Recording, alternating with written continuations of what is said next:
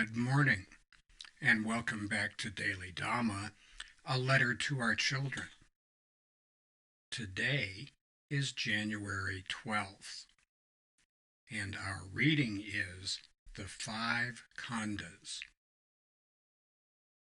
A being's experience can be broken into Rupa Dhamma, body stuff, and Nama Dhamma, mind stuff. They include the five Khandas, aggregates or heaps. Rupa is the body, and Nama is feelings, perceptions and memories, thoughts, and consciousness.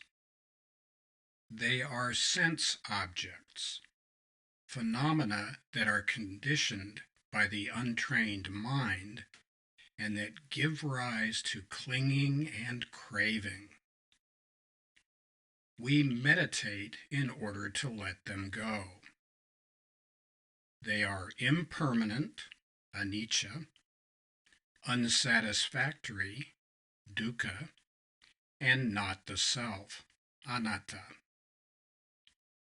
They are like a lump of red-hot iron. We cannot touch them without being burned. The untrained mind is restless, like a monkey playing with this, fiddling with that, getting into mischief.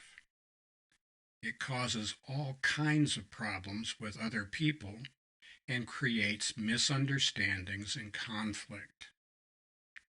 To stay out of trouble, we must learn to calm the mind and tame the heart. That is, free your mind, your ass will follow. This is the goal of meditation.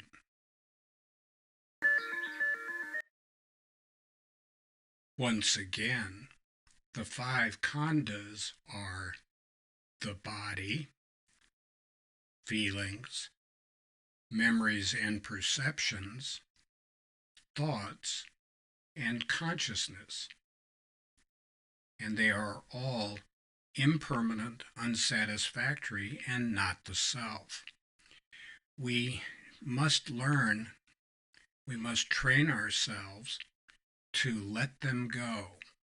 They are evanescent, and they only exist in our mind. We have no control over them if we attach to them. And as we mentioned before, the Four Noble Truths are: there is suffering.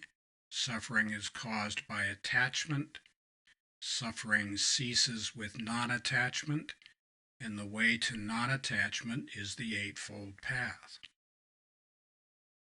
It's worth saying, I have no idea why out in these parts things are numbered so assiduously.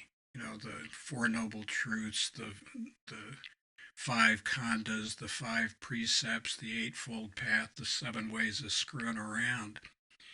But they are, and so that's the way we deal with them.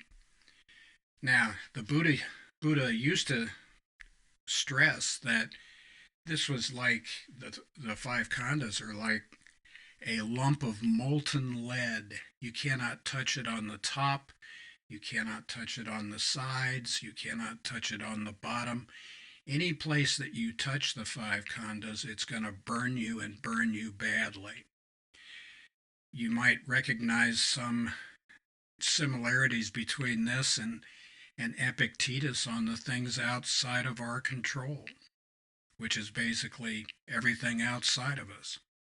And that includes our body. He too seems to make a distinction between the soul and the mind and body. And that's probably just another reason, as if any were needed, to love Epictetus as well. Anyway, we will be getting into this more and more, and the next 4 episodes will be devoted entirely to the practice of meditation.